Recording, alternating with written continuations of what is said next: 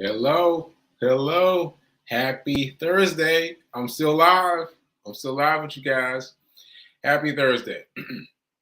So, welcome to the Be Your Own Hero show. Hero is an acronym. It means helping everyone reaps optimism. I still have not remembered Rev Melissa's acronym. I still can't. I'm gonna get it. I'm gonna get it tomorrow. All right. So anyway, welcome to the Be Your Own Hero show. I'm your host. I'm Sekou Wrights. I am an author and a motivational speaker. Corrected, a inspirational speaker. Someone got into my situation yesterday about me calling myself an inspirational speaker as opposed to a motivational speaker, and how that might make me move into the right way, move in the right way. All right. So anyway, let's see, what else do I want to say? I want to say that I am a man recovering from a stroke. It's been now 8 months that I've been recovering from a stroke.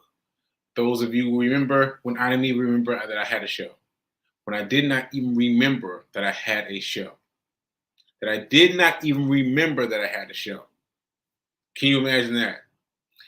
Happened to see this and happened to see my mom watching this. I was like, what is this? So anyway, I've come a long way. I've come a long way. All right, so I am 8 months in, and I am not a financial helper. Well, a financial helper, but not an official. What do they call that again? A financial. I don't know why I can't say that today. Anyway, why? Well, anyway, whatever it was, I'm gonna let it go. I am not a formal fitness person, nor am I a formal financial person. So if you have anything that sparks a lead from what I say, take what I say and run with it.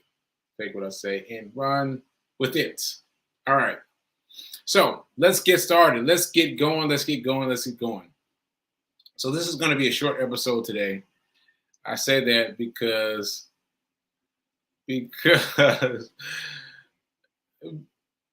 yeah, I shouldn't even say that, because sometimes when I say it's going to be a short episode, it ends up being a long episode. So let me not say that.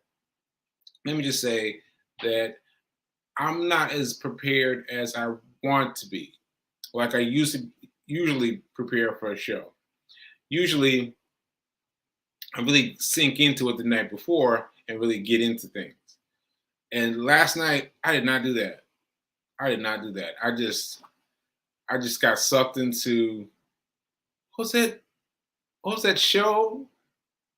Topaz, not quite Topaz, but about a cop. It doesn't even matter. It's just this cop show. I got stuck in it, even though I've seen it before. Even though I saw different pieces of it to let me know I've seen it before, and I was like, "Oh man, I'm watching the same shows before." But my point is, I guess there is a point. There is a point. My point is that running. Wait for it now. Running can change your life. Running can change your life. See, what I thought I had to do to fight the cold that was creeping up on my body, and you go might have seen it yesterday, creep up on my body. What I thought I had to do for that was something dietary, right? But what did I do? I ran. I walked yesterday. Oh no, day before yesterday, I walked. And yesterday, I ran a mile and a half, a little short than a mile and a half, mile 0.4, 1.44. And so, but what I'm noticing though is that I feel fine now. I feel fine. And that's not something you ever see. It's not something you ever see on any talk show them telling you what to do. Run, exercise, do something physical. You don't see that. I haven't seen it. Maybe I'm missing it, but I haven't seen that. And so yesterday after my run, I felt like, wow, I'm feeling kind of good. I think I'm gonna watch some TV. And so I felt good enough to do that because I ran. I ran. And now that I'm thinking back to my 400, 409, 492, 409, 409 days of running every day. I didn't get sick. I didn't get sick. 409 days, that's over a year. I didn't get sick. And so what that tells me is that there's more to be told about your body's relationship to you than has been told to us. It's been told to us, right? We've got to know that there are things that happen that the universe will tell us as we experiment. And so I think that's very important for us to realize that sometimes you just got to do what your body demands, or what your body demands. What I'm demanding of my body now is just enough, just enough to keep me moving, moving, moving, moving. And apparently, keeping your body in momentum is enough to clear out anything you got. Anything you got, your body will get up and get involved, get influenced, and get busy and knock it out. That's all I can say. That's all I can say. I mean, I'm still experimenting with this, and I'm sharing it through my experience. And you tell me if your experience has been the same. But I'm telling you, I walked a mile and a half. I ran a mile and a half. I did my regular thing. I've done. I'm at 81. Day 81. 81. So I've been doing this every day since 81 days. And so I've been able to keep the sickness bug at bay. Bam, get that sickness bug out of here. Get that sickness bug out of here. All right, so that was way too long of a sidebar. That was way too long. Sidebar. My bad. My bad. Let's get to the dice. The dice. The dice. All right, here we go. Here we go. Here we go. Here we go. 4. The number is 4. There we go. The number is 4. All right, so for those of you that don't know what we're doing is we're taking a bit of money from our regular places where we place our money, our regular checkings, our regular savings, all those regular places, and moving $4 out into a safe place that you can use for investing, right? Investing, right? Because the number one people give for not investing is, oh, I don't have enough money to invest. Oh, I don't have enough money to invest. Oh, I don't have enough money to invest. And this is true because trust me, I was person number one. Person number one. I was forever talking about, I don't have enough money to invest, but one day, I'll invest. I'll invest. It doesn't work that way. It doesn't work that way. What you have to do is you have to let your money know that you're interested in getting involved with it by investing it in small ways. In small ways. Like, just with your Cash App. Just with your Cash App. I'm sorry. Just put it a little bit aside for your Cash App. All right, so I won't go into a whole thing today, but if you've been watching the show, you know already. If you haven't been watching the show, go back and check some of the earlier episodes because I've talked a lot about using your Cash App. Using your Cash App as a way to invest. All right, now go check it out. Go check it out. Okay, so We got $4 today, $4 today, $4 today to move into your special place. Your special place. Now, I said that today was going to be short. Well, actually, let me say what's up to my people as I move into my space. Good day, Reverend Mel. Good good morning from the mountains, Colorado. Linda. All right. Good morning, B King. All right. Here's B King collecting everyone in the world to come watch it. Oh, let's see what Linda's saying. Bodies like to move. It is our job to listen to our body and act with wisdom. Yes, yes, yes. Thank you, Linda. Thank you, Linda. Yes, because it's nice to have some of what you say reflected back to you. Because when I went, all right, I'm gonna go back one little bit. So when I went out walking in the rain, I did not want to go. I did not want to go. I did not want to walk for 1.5 miles in the rain. I did not want to do it. Right? And then I thought, after I recovered myself, after I recovered from the rain, I was like, I feel like stronger. I feel like my sniffles have reduced themselves. That seems odd. And then the next day, I ran, mind you, I ran to get while my food was getting ready. I ordered food at a restaurant. And I was like, how long is it gonna be? He's like, about 10 minutes. I was like, cool. And I ran down the sidewalk and back. Ran down the sidewalk and back, right? And I thought my way out was pretty rough. My way back, I was like, hey, I'm feeling all right, right? And I came back and I just felt like things. I don't know how to explain it, but I felt like my body was pulling away these things that were trying to hold me down. So I don't know, but me and Linda telling y'all, go exercise if you're feeling bad. Go exercise if you're feeling bad. All right? Go try it. Just saying. All right. So let me get to my quick story. My story about money has to do with liquor. With liquor, right? And I was like, how do I have a story about liquor? He doesn't even drink. I don't even drink, y'all, all right? But how do I have a story about liquor?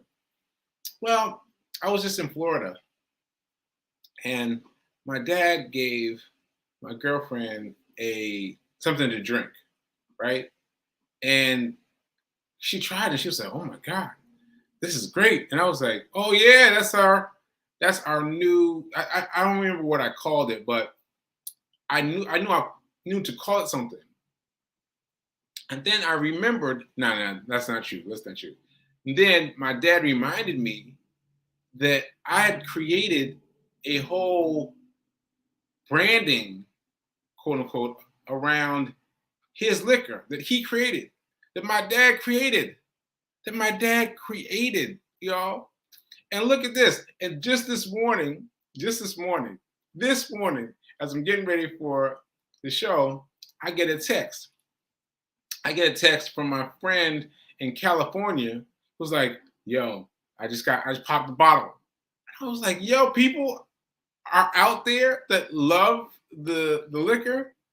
I'm like, wow, that's incredible. So let me show you this photo really quickly I got this morning. Boom.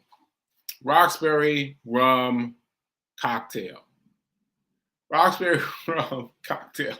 I got this photo this morning. I have evidently, and you say I'm phrasing it that way because I don't understand all the things that I did and how I had time to do them all. like seriously, like when did I have time to do all these things? People keep coming to me, approaching me about different things. I'm like, I did that? I did that? Because my memory is a little off. And so I'm like, wow, I did that.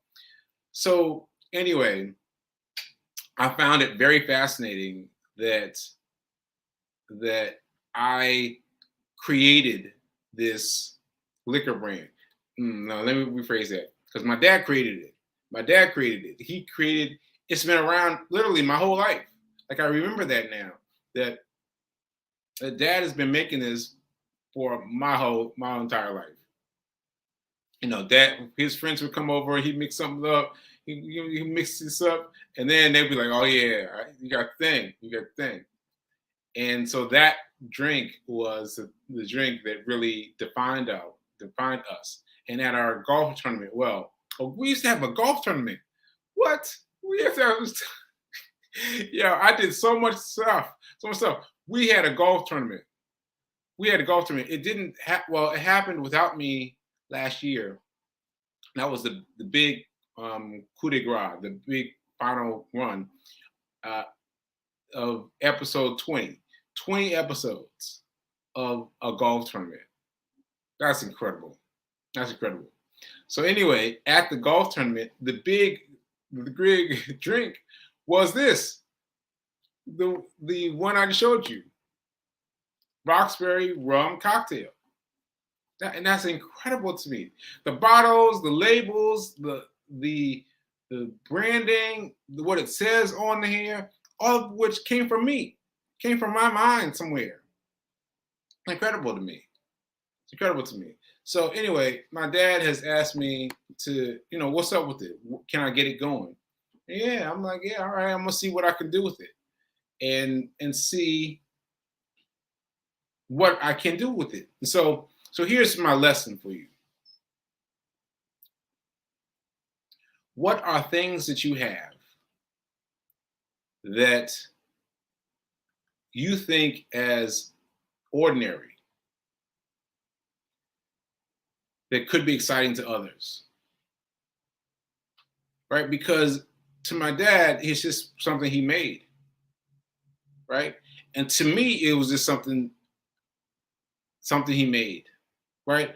He made it all the time. I was like, oh yeah, dad's thing, right? But it moved me when one year at the golf tournament, my friend, one who just emailed me, one who just sent me a text, he asked me for my dad's liquor. I was like, what are you talking about, man? There's a whole bar. It's a whole bar right here. It's a whole bar. He's like, no. But your dad's drink, I want your dad's drink. And I was like, what? You want that instead of everything here on an open bar? He's like, yeah, I want that. And that just changed everything. That just changed everything. I'm remembering now about how everything shifted after that.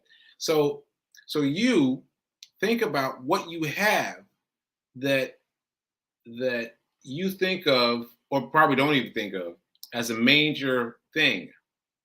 Right? You just, throw them together. Some recipe you do, or some drink that you do. And think of it in a new light. Because I just got a text message from a guy from LA saying, hey, what's up with your liquor? There's people in the New York area who also have this liquor and also saving these bottles. Like, I was coming to me now. It's really fascinating that people are really in love with this liquor.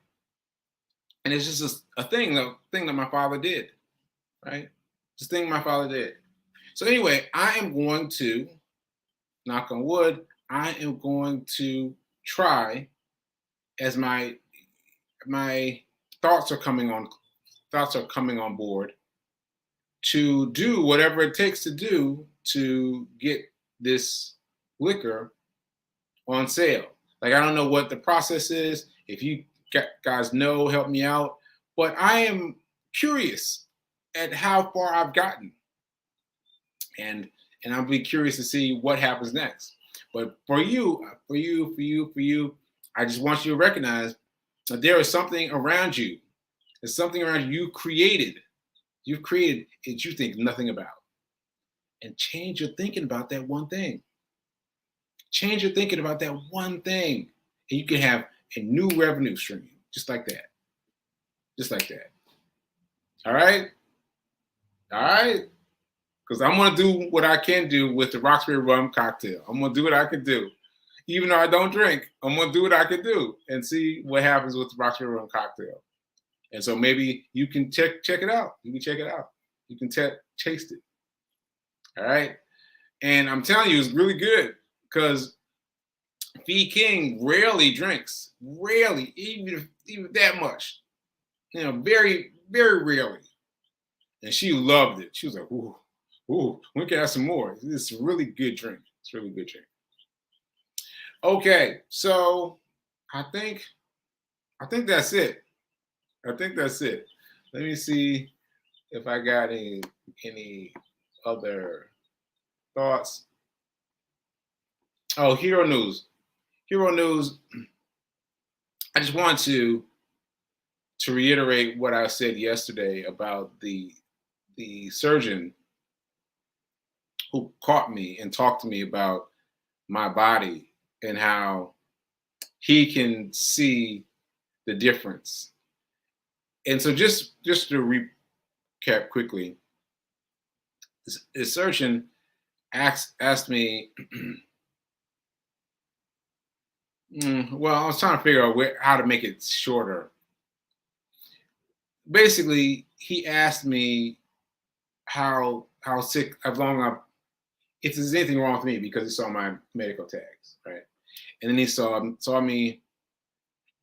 that we had a brief conversation about me being sick, and he really noticed that the right side of my face, right side of my body, was doing something that wasn't keeping up with the left side. And I've been thinking about that since, because I've been really working at it. And so I've got to become aware of that. But also it lets me know that in the right spaces, in the right places, there are people who will know. There are people that will know how much my body is off. And that's important for me to know, because I feel like I'm going through a masquerade ball at times. You know, like I feel like despite my feelings on my right hand side, you can't see it. And so I feel like I'm pretending a lot. And I'll tell you this. I love airports now. I love airports now because airports are a place where I get to lean in and get the wheelchair, walk with a limp, like do the things that I feel like doing on a regular day. But I can't let myself go there in public, right? I fight every day so that my right side of my body looks like my left side. But at the airport now, I'll let loose. I'll let loose, yo. I'll let loose, and I feel I don't know, like effervescent somehow, some way of feeling like, you know, like I feel a sense of relief, you know. And so anyway, it's interesting how quickly your body can change, your mind can change, and this is something I never thought of at airports before. Never thought of it. Just a place where you go to get to your flight and move on. And now it's a place of pleasure for me, because I get to move with all the things, that you get to use during your flight to help you up, help you move through your process. All right. All right. All right. Well, that's what I got. That's what I got. Uh-oh. Well, what's Linda saying? I observed that your thinking is more lively today. New ideas and projects to think about and tackle. See, all right. All right. Thank you, Linda. I appreciate that. I appreciate that. I appreciate that. And mind you, like it's not like I got nothing to do, but I feel like this maybe this liquor thing could be something that those of you who drink could sample, and maybe it can turn into something. Maybe it could turn into something. Maybe it could turn into some form of what I just call it, lucrative something. Some lucrative something. All right, because I don't know what I did with it, but I expect to do something. I expect to do something. All right, so I think that I'm gonna close out the show. See, my show's about the same, But let me just say my usual. Let's see. Keep doing. Oh, so just to remind people, I am not a financial or physical coach. I am someone who is recovering from a stroke. That's important. It's only been 8 months. And keep doing. Keep doing. Be your own hero. Be your own hero. Remember that now is better than perfect. And yeah. And I guess I'll see you tomorrow. Let me get ready. Hold on. I wasn't ready yet. And I will see you tomorrow. All right. Later.